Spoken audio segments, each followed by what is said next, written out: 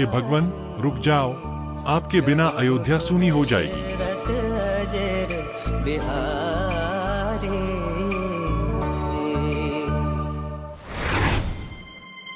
राम बेटा, मैं अब वृद्ध हो गया हूँ। तुम मेरे साथ राजगद्दी पर बैठो और अयोध्या का शासन संभालो। तुम्हारी अच्छाई और न्यायप्रियता को देखकर मुझे पूरा यकीन है कि तुम महान राजा बनोगे। पिताजी, ये मेरे लिए सम्मान की बात है, लेकिन अगर आप मुझसे राजगद्दी लेने को कह रहे हैं तो ये निर्णय मुझे स्वीकार नहीं है, क्योंकि आप मेरे गुरु और मार्गदर्शक हैं। मैं सिर्फ आपके आदेश का पालन करूंगा। नहीं, मैं ऐसा नहीं होने दूंगी। कैकेयी को बताना होगा। आज ये अवसर साक्षात मेरे हाथों में है। महारानी, राम को राजा बनाने की योजना बन रही है। महारानी जी, राजा दशरथ जी का ये निर्णय आपके लिए अपमानजनक है। राम तो आपके बेटे भरत के मुकाबले ज्यादा योग्य हैं, लेकिन आपसे भी तो पूछना चाहिए। आखिर आपका भी बेटा है भरत, लेकिन उनके बारे में कोई नहीं पूछेगा। क्या कह रही हो मंथरा? राम मेरा प्रिय है और वह बहुत योग्य है। मुझे नहीं लगता कि कुछ गलत हो रहा है। यदि आप कुछ नहीं करेंगी तो भविष्य में भरत को कुछ भी अधिकार नहीं मिलेगा। कुछ सोचिए महारानी जी, कुछ सोचिए। राम को राजा बनने से रोकिए और अपने बेटे भरत को गद्दी पर बिठाइए। अगर आप अपनी इच्छा नहीं पूरी करेंगी तो वह दिन दूर नहीं जब भविष्य में इस अयोध्या में आपके लिए कोई जगह नहीं रहेगी। कभी कभी तो लगता है तुम सही कह रही हो, मगर कुछ नहीं महारानी जी। राम को रोकने का समय आ गया है।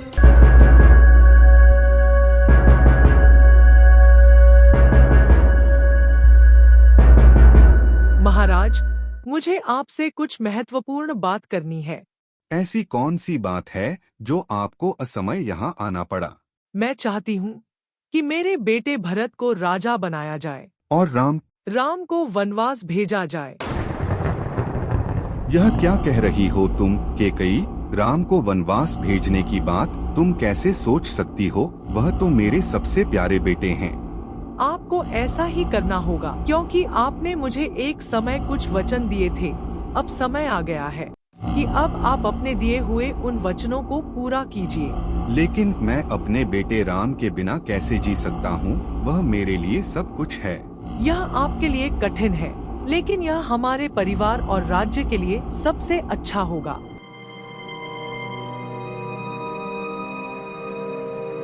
पिताजी ने जो आदेश दिया है मैं उनका पालन करूंगा। मैं अयोध्या में किसी भी प्रकार का विवाद नहीं चाहता, इसलिए मुझे वनवास स्वीकार करना है। प्रियतम, मैं भी आपके साथ चलूंगी। भैया, मैं भी आपके साथ रहूंगा। हम सभी मिलकर इस कठिन समय का सामना करेंगे। लक्ष्मण, तुमने मेरी हर बात का पालन किया है, लेकिन तुम्हारे बिना अयोध्या में कोई नहीं होगा। तुम्हारा घर पर होना जरूरी है। भैया, घर में कुछ भी हो, मैं आपके साथ वन में रहूंगा।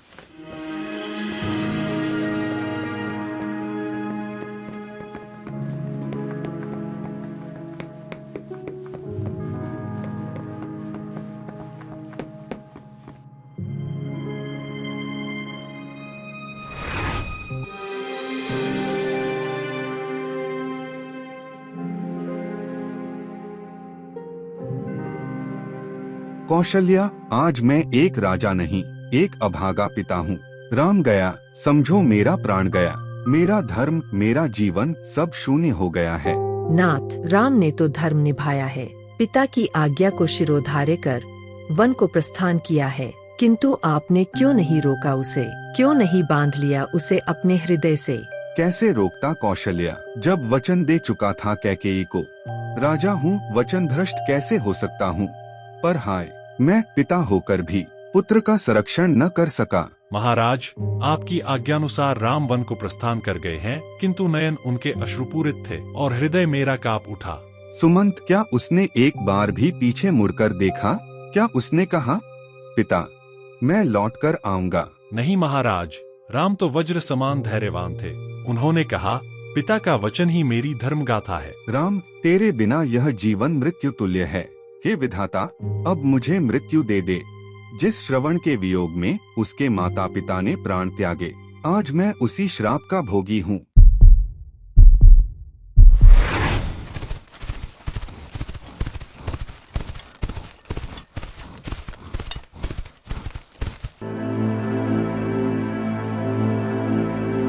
ठंडी हवा आ रही है। लगता है आसपास नदी है। माता जी को प्यास लगी है। जल्दी से जाकर वहाँ से पानी भर आता हूँ। माता जी और पिताजी को अब ज्यादा देर इंतजार नहीं कराना चाहिए। बेटा, जरा जल्दी आ जाना, प्यास बहुत लग रही है, गला सूख रहा है। बेटा, हमें तेरे पैरों की आहट से ही सुकून मिलता है। सावधानी से जाना बेटा। हाँ पिताजी, बस 2 मिनट में आता हूँ।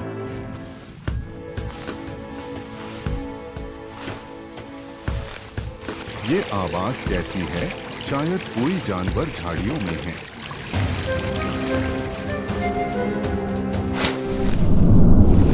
किसने? हे भगवान, ये तो कोई युवक है। मैंने तो समझा कोई जानवर है। मुझे मार दिया आपने, लेकिन मेरी आखिरी विनती है, कृपया जाकर मेरे अंधे माता पिता को पानी दे दीजिए और उन्हें सच सच बता दीजिएगा।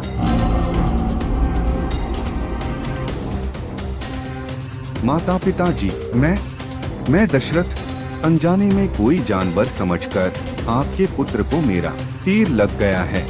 मैं बहुत शर्मिंदा हूँ। क्या कहा आपने? हमारा श्रवण? नहीं, ये नहीं हो सकता। राजा होकर इतनी लापरवाही, आपने हमें जीवन भर के अंधकार में धकेल दिया। ए दशरथ, हम तुझे श्राप देते हैं। जिस तरह हम अपने पुत्र वियोग में तड़प रहे हैं, ठीक उसी तरह आप भी एक दिन अपने पुत्र वियोग में तड़पोगे, और वो पीड़ा आपकी आत्मा तक को जला देगी। मैंने एक निर्दोष की हत्या की और एक श्राप भी पा लिया। क्या मैं कभी खुद को माफ कर पाऊंगा? रामपुत्र, मुझे क्षमा करना। मैं तेरा अपराधी हूँ।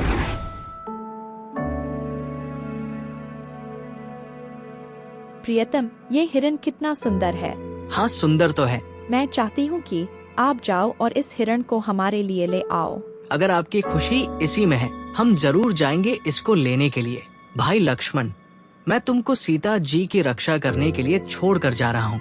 आप इनको छोड़कर कहीं मत जाना। जैसी आज्ञा भाई।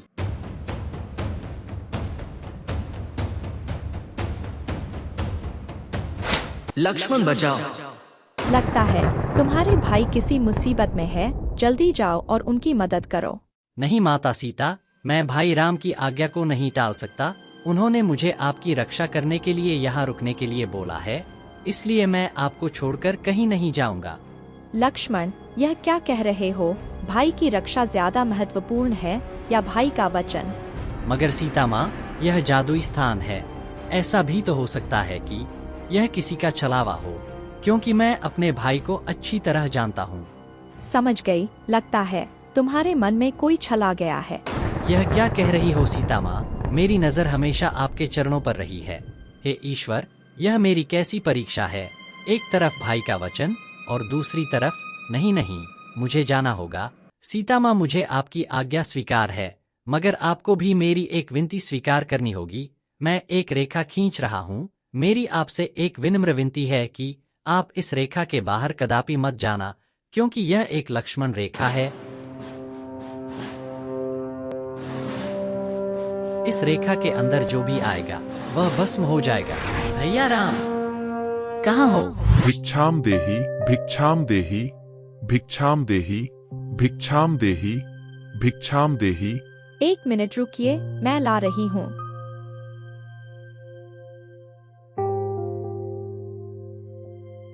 यह लीजिए। ये क्या? मैं बंधी हुई भिक्षा नहीं लेता। अगर भिक्षा देनी है तो इस रेखा के बाहर आकर दीजिए। नहीं, मैं इस रेखा के बाहर नहीं आ सकती। तो फिर रहने दीजिए। तो फिर हम खाली हाथ ही चले जाते हैं। नहीं, ऐसा मत कीजिए। मैं रेखा के बाहर आ जाती हूँ।